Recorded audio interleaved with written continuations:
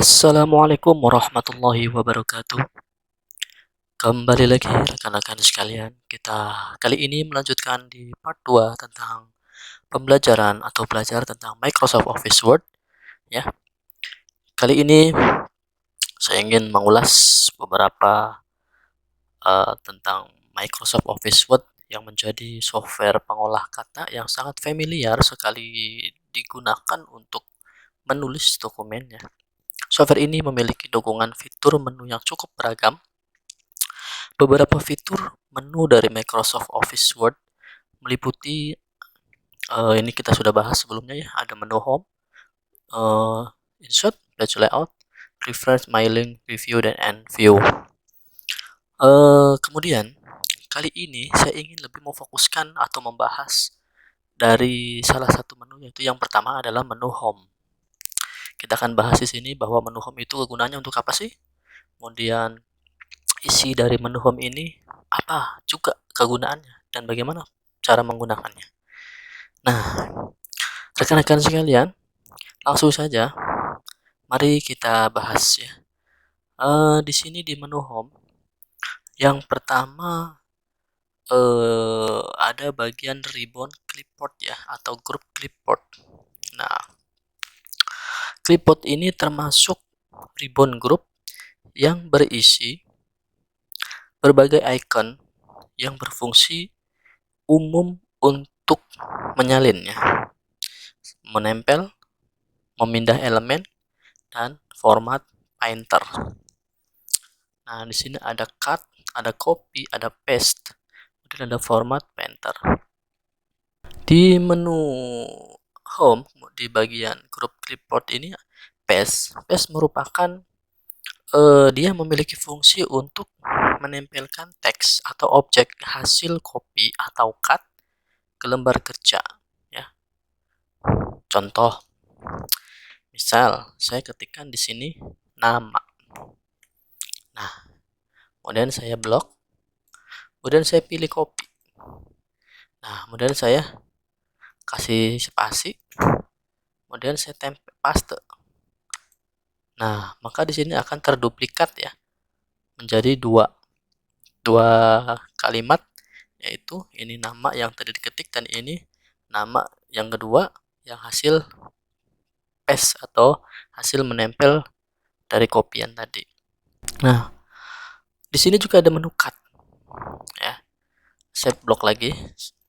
Nah, kalau menu cut itu gunanya untuk memotong ya, atau memindahkan nama, makanya di sini diberi icon atau simbol gunting. Itu gunanya untuk memotong teks atau objek yang ingin kita pindahkan. Caranya di blok objeknya atau kalimatnya atau teksnya, kemudian kita klik cut. Nah, maka akan hilang.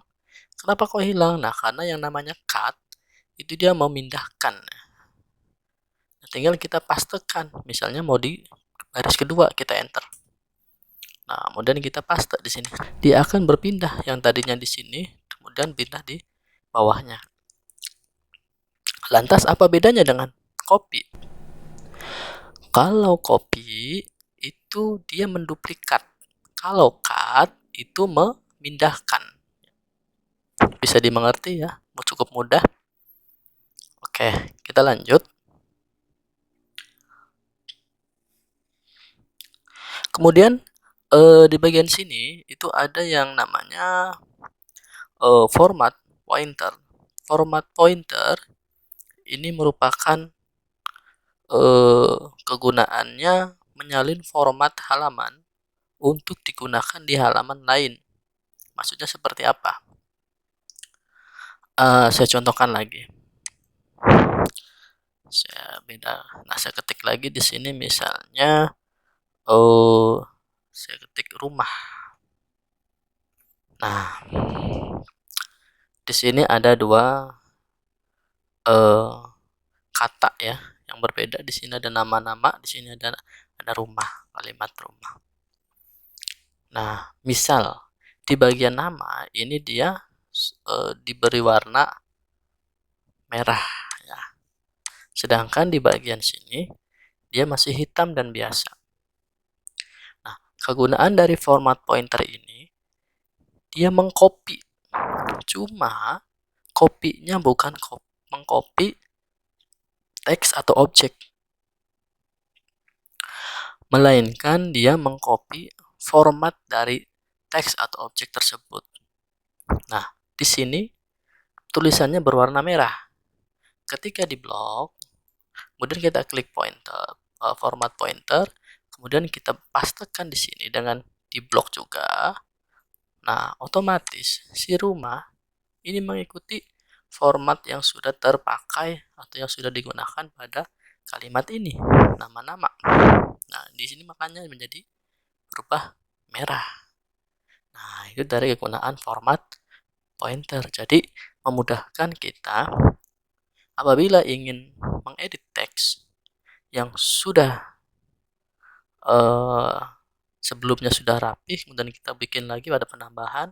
Nah, kita nggak usah repot-repot merubah, misalnya contoh, di awal paragraf pertama itu sudah fontnya font Times New Roman, fontnya font 12, warnanya hitam. Nah, kemudian ketika kita bikin paragraf kedua, itu ternyata fontnya bukan Times New Roman, fontnya juga tidak 12, warnanya juga misalnya warna merah. Kalau misalnya kita edit satu-satu, itu kita cukup lumayan ribet ya, karena nanti di blok dulu, kemudian kita fontnya juga pilih, kemudian font size-nya kita rubah, warnanya kita rubah. Nah, dengan adanya format pointer ini, cukup di blok yang mau dijadikan contoh atau yang mau dijadikan sampelnya, kemudian diklik format pointernya, kemudian dipastekan atau diblok lagi di teks yang dituju, seperti itu. Itu otomatis ya. Nah, saya buktikan lagi. Misalnya di sini di bold ya. Nah, di sini kan enggak. Nah, saya blok lagi. Saya klik format pointer lagi. Kemudian di blok lagi di sebelah sini. Nah, maka di sini dia juga akan ikut jadi bold. Seperti itu. Saya rasa ini mudah dipahami dan mudah dimengerti ya rekan-rekan sekalian. Kalau misalnya ada pertanyaan bisa tulis di kolom komentar. Oke, kita melanjutkan yaitu di bagian ribbon font ya, di grup font. Di grup font ini termasuk ribbon group yang terdiri atas berbagai icon untuk mengatur font mulai dari jenis, ukuran, warna, efek, dan lain-lainnya. Ya, di sini. Nah, rekan-rekan sekalian, di sini tertera ada, kalau kursor kita tempelkan dia akan keluar namanya fontnya. Nah, font ini kegunaannya untuk memilih jenis dan gaya font sesuai nama yang telah tersedia. Maksudnya gimana? Di bagian sini ketika klik yang segitiga kecil ini, maka akan keluar jenis-jenis font ya. Dan jenis-jenis font ini kita bisa tambahkan lebih banyak ya. Nah, untuk menambahkannya gimana? Sangat banyak sekali di Google ya. Kalian bisa search atau bisa download, ketik aja namanya ya font ya, font apa namanya gitu. Ada contohnya seperti font Karmatic ya. Nah, ini bisa ditambah lagi. Biasanya para desainer atau yang suka desain itu dia memiliki ribuan font ya, karena untuk pekerjaan desain itu sangat membutuhkan banyak sekali jenis-jenis font ya, apalagi yang suka membuat undangan atau desain-desain apa yang lainnya gitu. Kalau untuk bawaan dari Microsoft Office Suite ya terbatas, paling ada beberapa puluh aja. Oke. Nah, bagian font ini bagaimana cara penggunaannya? Nah, seperti yang tadi saya contohkan, di blok dulu ya, di blok, kemudian tinggal pilih fontnya. Nah, misal font ini, tuh dia berubah. Mau diganti lagi fontnya ini, nah, itu dia berubah ya. Caranya seperti itu, sangat mudah. Yang penting syarat pertama ketika ingin mengedit teks, kita harus blok dulu. Lanjut, kemudian di bagian bawah sini ada icon B ya, huruf B. B ini artinya dia bold. Bold itu mempertebal. Nah, ya. Caranya gimana? Lagi-lagi kita harus blok. Contoh ini rumah, kita blok dan kita klik B-nya ya. Nah, di sini karena sudah dia bold, maka B-nya berwarna kuning. Itu tandanya aktif atau tandanya sudah terpilih. Ya. Kalau misalnya belum, saya contohkan di sini, ketik ya.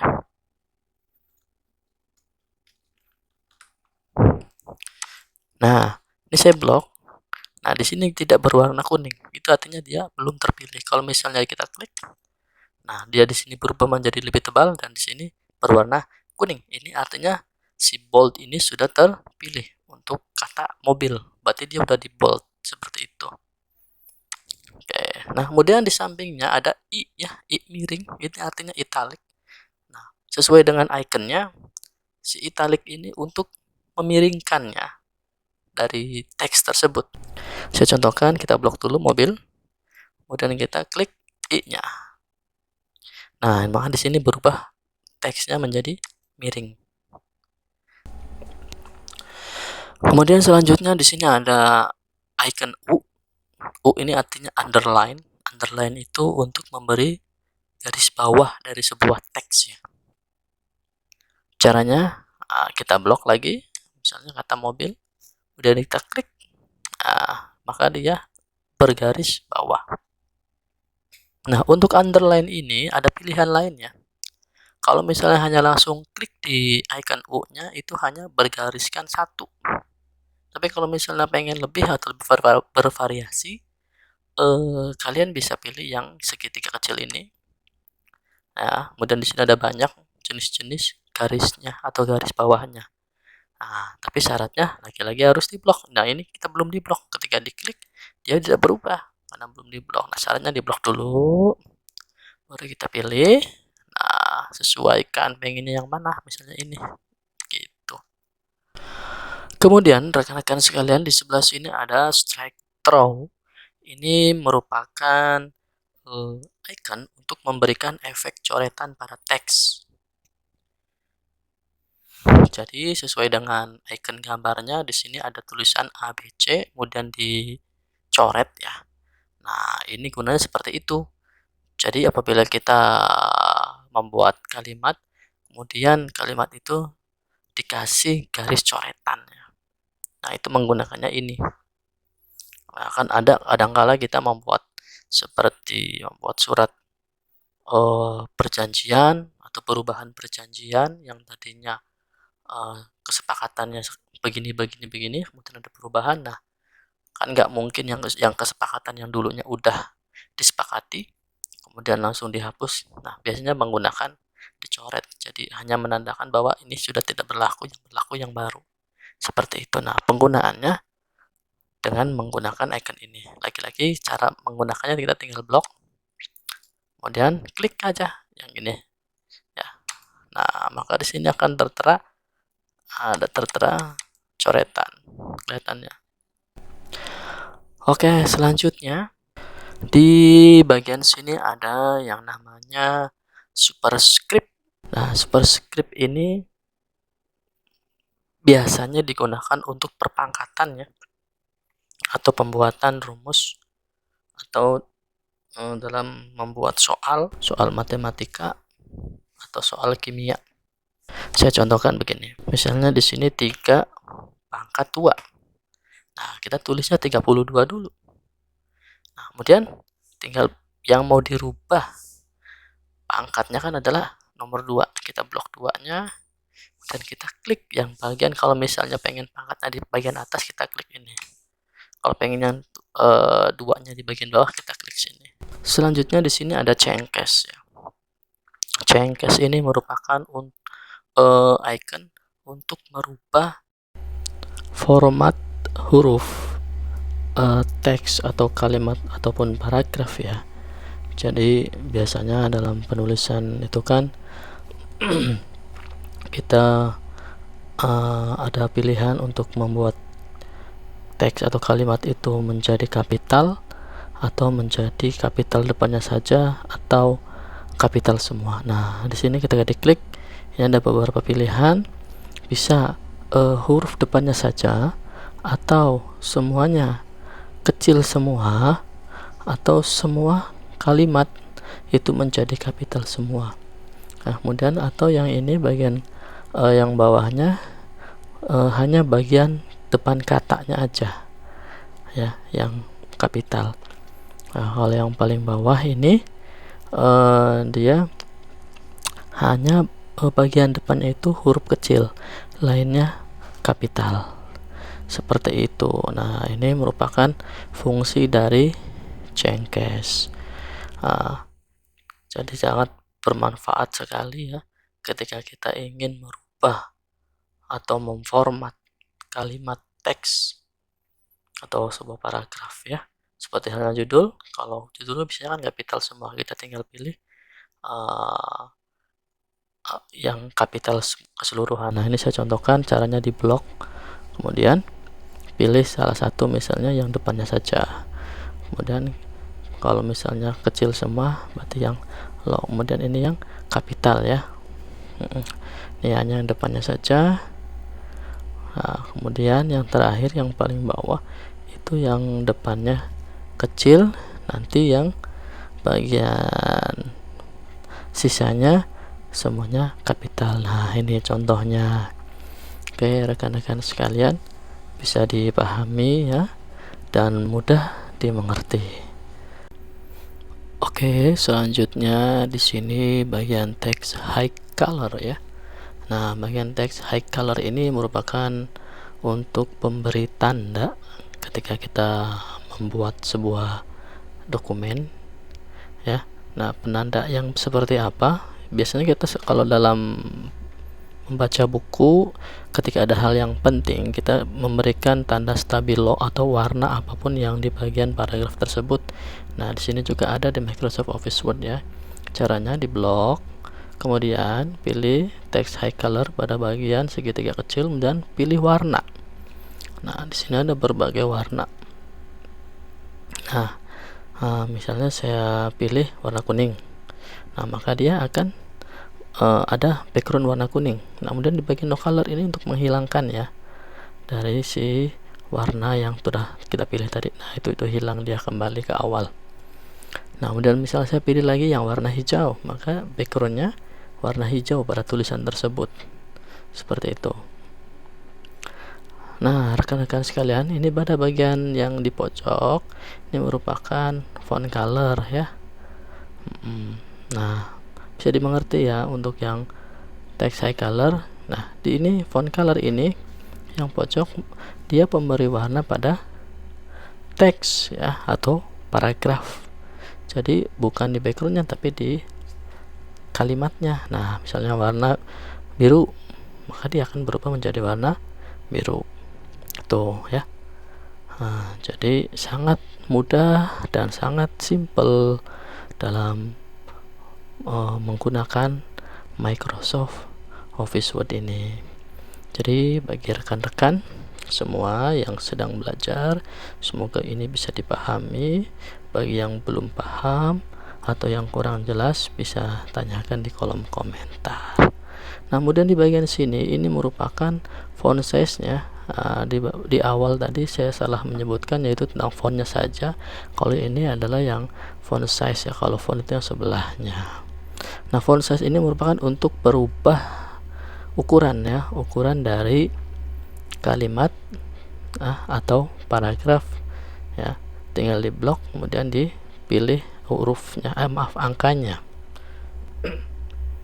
Nah, seperti itu, mudah sekali. Nah, kalau bagian sini ini merupakan ya yang A gede ini untuk memperbesar ya. Sama halnya dengan font size, cuma dia lebih simpel, tinggal diklik saja di bagian huruf A-nya, nanti yang teks ini akan berubah menjadi lebih besar. Nah, perhatikan tuh ya, satu kali klik maka di kotak font size juga berubah.